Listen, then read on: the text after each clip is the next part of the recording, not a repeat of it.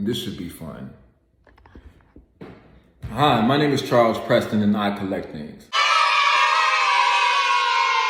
Look what I got. This lovely blue and white patch belongs to the Wendell Phillips High School Ski Club. That's right. Once upon a time, a black high school in Chicago had a ski club. I like the three skiers and the black face. That's crazy. That's beautiful. I think this patch comes from the mid 1970s, maybe even the early 80s at the latest. But before I get into it, let me tell you about Wendell Phillips. Wendell Phillips is a big deal, and people should know far more about him because Wendell Phillips was an abolitionist. So here's a story. There was a runaway Virginia slave named Anthony Burns, right? Anthony Burns gets caught by slave catchers in Boston. They hold him to the Fugitive Slave Act. So Anthony Burns is caught. He's in his courthouse, locked away. Phillips advocated for 500 people to go down to that courthouse to make some noise about some Anthony Burns being locked up. White abolitionists, black man being locked up. Unbeknownst to Phillips, another abolitionist named Lewis Hayden mounted a group with axes already at the courthouse, and a riot ensued. This was known as the 1854 Boston Slave Riot. Even a cop was killed, but eventually Burns goes back to slavery, but then he was purchased by Boston abolitionists, and after he was sold to Boston abolitionists, Wendell Phillips got him in Oberlin College. But Phillips' activism didn't stop there, nor did his organizing. Phillips went on anti-slavery speaking tours. He criticized Abraham Lincoln's reluctance of freeing the slaves and his plans of deporting black folks to Africa. Phillips denounced the Constitution because he thought it upheld slavery. He recommended that the South should be expelled from the Union until slavery was abolished. He supported the black regiments in the Civil War. And by a lot of accounts, he was pro-women and pro-Native American rights in his time.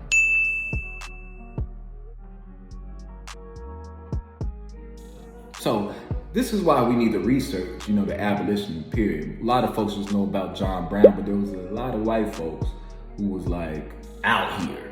Back to this patch though. Phillips is in Bronzeville, Chicago. Now, Bronzeville was the black metropolis of Chicago. When black folks migrated from the South, they landed in Bronzeville. We're talking about, at its peak, 300,000 people in a 7-mile strip. Okay? So I want you to think back to like the 1910s and the 1940s, right? That was when the black metropolis was going through this cultural renaissance, right? Almost like Harlem. And I'm talking, you had jazz. So you had Louis Armstrong and King Oliver performing right here in Chicago. You had different St. Louis musicians and New Orleans musicians coming into Chicago, and we molding up our own sound based upon all that influence. You also had a hub of black journalism, papers. You had the Chicago Whip, the Chicago Bee, the Broadax, and of course, I can't forget the Chicago Defender. I used to write at the Chicago Defender. Look, Phillips is known as the first predominantly black high school in Chicago. And when I say culture, you have to mention its notable alumni and people who've attended, because some people went and didn't graduate. So I'm gonna just mention some names. Dinah Washington, Nat King Cole, Gwendolyn Brooks, Sam Cooke, Herbie Hancock. You even had John H. Johnson, Mr. First Man on the Forbes list, owner of Ebony and Jet. First black man on the Forbes list, owner of Ebony and Jet. Even my man's Polo G went to Phillips. Even the Harlem Globetrotters started right here in Chicago. They were the Savoy Five. Before they were Savoy Five, they were basketball players at Phillips. They changed their name to the Harlem Globetrotters for marketing purposes and then started going on tour. But let's get back to this patch though. You see, I collect things. I was looking online and I found this beautiful patch, right?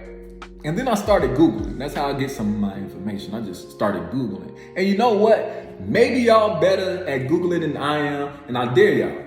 I couldn't find a thing on Wendell Phillips High School Ski Club. Go ahead, try to Google it. Google it. Go ahead. I couldn't find a thing. So you know what I did? I did something that no one else does anymore. I went to the library. Now, technically, I didn't go to the public library.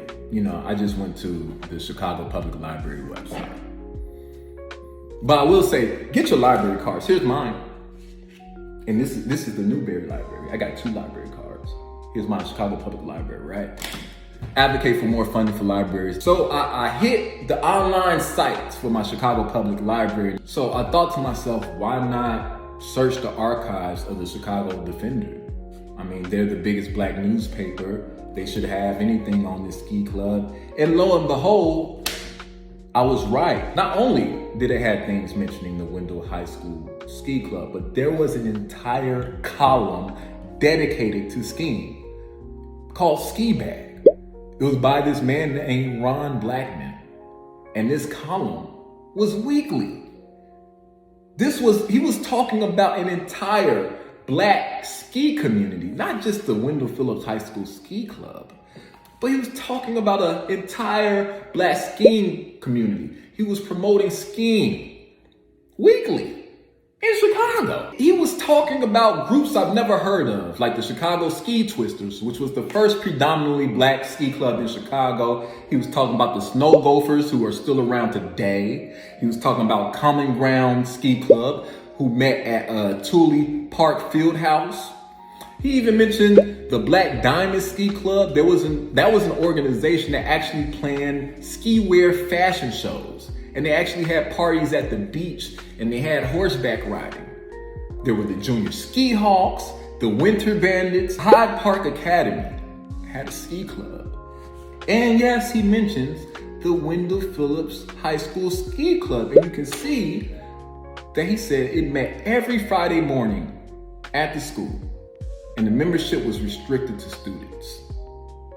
I had no idea of any of this history. And there you have it. My name is Charles Preston. Thank you.